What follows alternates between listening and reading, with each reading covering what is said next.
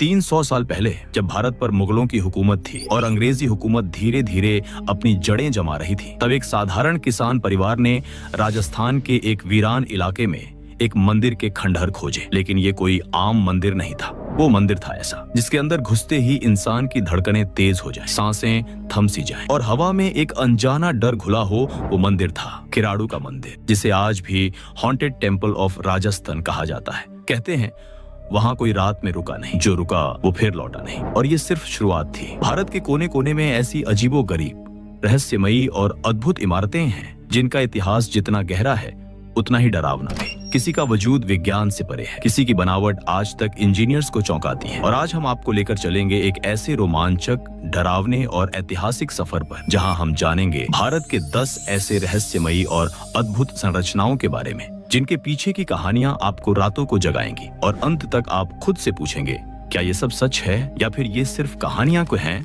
और आज पसंद आए तो अभी सब्सक्राइब करिए ताकि हम ऐसे और रहस्य आपके सामने ला सकें। आइए शुरू करते हैं। नंबर 1, किराड़ू मंदिर।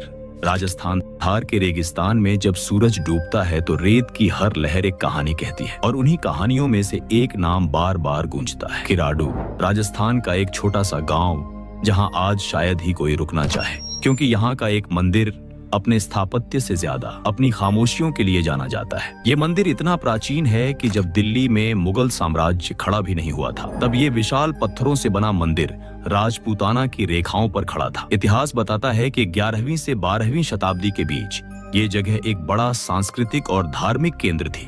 माना जाता है कि यहाँ एक विशाल गुरुकुल था, सैकड़ों शिष्यों वाला। और यही थी कहानी की शुरुआत। एक साधु जो वहाँ साधना करता था, गांव के लोगों से कहता था, मैं कुछ दिन के लिए जा रहा हूँ, लेकिन मेरे एक शिष्य की देखभाल करना। लेकिन जब वो लौटा तो पाया कि गांव वालों ने उसके मासूम शिष्य को भूखा प्यासा मरने के लिए छोड़ दिया था। साधु की आंखों में आंसू नहीं थे, लेकिन गुस्सा इतना भयानक था कि उसने पूरा गांव शापित कर दिया, तुम सब पत्थर बन जाओगे। और कहते हैं अगली सुबह किराड़ू की हवाओं में सन्नाटा था। लोग नहीं थे, सिर्फ पत्थर थे। मंदिर की दीवारों पर, स्तंभों के किनारों पर और खंडहरों में बिखरे चेहरों पर, जैसे कोई कहानी पत्थर में कैद हो गई हो। मंदिर की नक्काशी इतनी बारीक है कि हर मूर्ति का चेहरा, हर मुद्रा मानो जिंदा हो। और अब सबसे डरावनी बात सुनिए, आज तक किसी ने यहाँ रात नहीं बिताई। लोकल गाइड्स, सिक्योरिटी पर्सनल, यहाँ तक कि कुछ रिसर्चर्स, कुछ ने कोशिश की है, पर अगली सुबह या तो वो बुरी हालत में मिले या फिर हमेशा के लिए गायब हो गए। सिर्फ एक घटना नहीं, ऐसे कई केस दर्ज हैं। Archaeological survey of India ASI ने यहाँ रिसर्च की, कई टीम्स भेजी गई। स्ट्रक्चरल एनालिसिस, कार्बन डेटिंग और 3D स्कैन्स से मंदिर की बनावट को समझा गया, लेकिन किसी रिपोर्ट में क्लियर साइंटिफिक एक्सप्लेनेशन नहीं मिला। और हाँ, मंदिर में कार्व्ड फिगर्स इतनी परफेक्शन से बने हैं कि आज की तकनीक से रेप्लिकेट करना मुश्किल है। पत्थर की सतह जैसे लेजर से कटी हो, दीवारों पर छायाएं जो सूरज की हर दिशा के साथ बदलती है, जैसे किसी एंशिएंट सोलर कैलकुलेटर का हिस्सा हो। लेकिन जब मंदिर इतना एडवांस्ड है तो इसके साथ इतना डर क्यों जुड़ा है? कहते हैं रात के वक्त यहाँ से चमकती रोशनी, फुसफुसाहटें और कभी कभी मंदिर की घंटियों की आवाज आती है खुद ब खुद। आज भी सरकार ने यहाँ सूर्यास्त के बाद किसी के रुकने पर प्रतिबंध लगाया है। लोकल विलेजर्स भी मानते हैं कि ये जमीन शापित है। तो सवाल ये है, क्या किराड़ू मंदिर वाकई किसी शाप का परिणाम है, या फिर ये एक भूले बिसरे काल का एडवांस्ड विज्ञान है जिसे हम समझ नहीं पाए हैं? जवाब शायद उन्हीं पत्थरों में कैद है। नंबर 2, ज्वालामुखी देवी मंदिर। ये है हिमाचल प्रदेश में स्थित ज्वालामुखी देवी मंदिर की सच्चाई। भारत में हजारों मंदिर हैं, लेकिन यह मंदिर ऐसा है जहां देवी स्वयं ज्वाला रूप में प्रकट होती है, बिना किसी पंडित के हाथ जलाए, बिना किसी दिया बाती के। एक प्राकृतिक अग्नि चट्टानों के बीच से निरंतर बाहर निकलती रहती है और लोग इसे माँ की ज्वाला कहते हैं। लेकिन सवाल वही है, आग बिना ईंधन की कैसे जलती है? इतिहास में चलते हैं पीछे हजारों साल। ये वही जगह मानी जाती है जहाँ सती के शरीर के अंग गिरे थे, जब भगवान शिव उनकी जली हुई देह को लेकर तीनों लोकों में भटक रहे थे। कहते हैं सती की जीभ यहीं गिरी थी और तभी से यहाँ से अग्नि की लपटें निकलनी शुरू हुई। लोक कथा या नहीं, लेकिन आज जो यहाँ आता है वो इस चमत्कार को आंखों से देख सकता है। मंदिर की चट्टानों में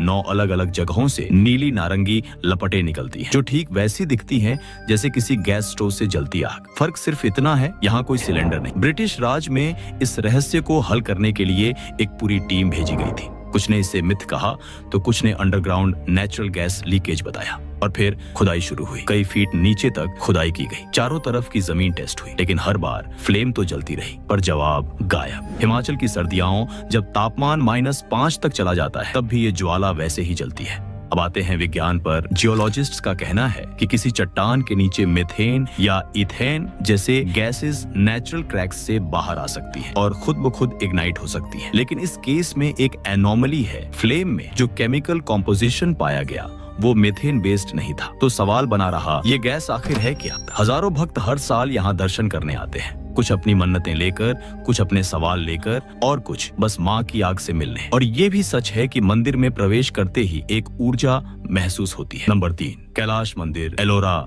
एक चट्टान को काट कर बना चमत्कार ये इंसानी कल्पना की सीमा से भी परे है। महाराष्ट्र की गुफाओं में छिपा हुआ एक मंदिर ऐसा जिसे न ईंट से बनाया गया न पत्थरों को जोड़ा गया, बल्कि एक ही चट्टान को ऊपर से नीचे तक काटकर एक पूरा शिव मंदिर तराश दिया गया। नाम है कैलाश मंदिर, एलोरा की गुफा संख्या 16। और इसकी कहानी सुनकर इतिहासकार भी चुप हो जाते हैं। 700 से 750 ईस्वी के आसपास राष्ट्रकूट राजा कृष्ण प्रथम ने इस मंदिर का निर्माण करवाया, लेकिन तरीका ऐसा था जो आज की तकनीक में भी इम्पॉसिबल लगता है, क्योंकि बाकी मंदिरों की तरह यह नीचे से ऊपर नहीं बना। ये मंदिर ऊपर से नीचे की तरफ काटा गया। सोचिए, एक पहाड़ जिसमें से आप बिना कोई गलती किए एक एक इंच पत्थर हटाकर पूरी की पूरी मूर्तियां, मंदिर का मंडप, गुफाएं, छत, स्तंभ सब कुछ उखेड़ दें। और ये सब बिना 3D मॉडल, बिना मशीनों के। आर्कियोलॉजिस्ट कहते हैं इसमें करीब 4 लाख टन चट्टान काटी गई थी, और वो भी इतनी सटीकता से कि आज भी उसकी दीवारों पर कोई दरार नहीं है। सवाल उठता है,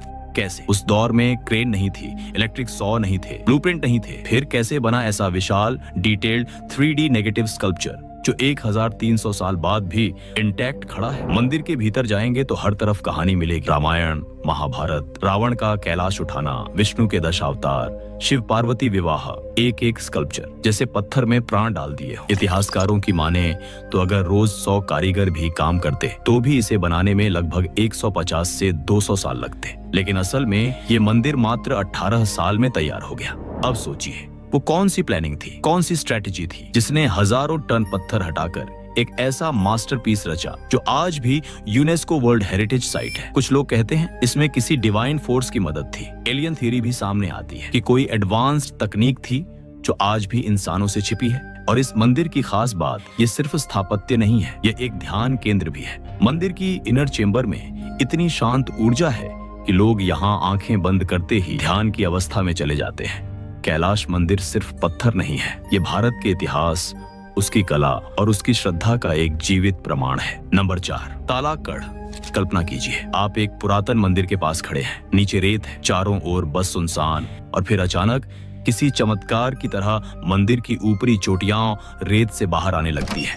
ये कोई सपना नहीं, ये है तालाकाड़, कर्नाटक का वो रहस्यमयी स्थान जहां 30 से ज्यादा मंदिर आज भी रेत के नीचे छिपे हुए हैं। और हर 12 साल बाद एक ऐसा चमत्कार होता है जिसे देखकर इतिहास, विज्ञान और श्रद्धा तीनों की सीमाएं धुंधली हो जाती हैं। कहानी शुरू होती है कावेरी नदी के किनारे से। एक समय था जब तालाकाड़ एक समृद्ध शहर था, दक्षिण के पांड्य, गंगा और चालुक्य राजाओं की राजधानी। चारों तरफ मंदिरों की घंटियां, व्यापारियों की चहल पहल और धर्म का तेज। लेकिन फिर अचानक सब कुछ रेत में डूब गया। कहते हैं ये हुआ एक शाप की वजह से। 1600 के दशक में विजयनगर साम्राज्य के एक राजा श्रीरंग राय यहाँ बीमार पड़ गए। उन्होंने अपने सैनिकों को भेजा मालामा देवी से पूजा के लिए शिवलिंग मंगवाने। लेकिन मालामा देवी जो वोडेयर वंश की रानी थी, उन्होंने शिवलिंग को देने से मना कर दिया। सैनिकों ने जबरन शिवलिंग छीना और अपमानित होकर रानी ने कावेरी नदी में कूदने से पहले 3 शाप दिए। 1 तालाकाड़ रेत में डूब जाएगा, 2 मालंगी गांव बंजारा हो जाएगा,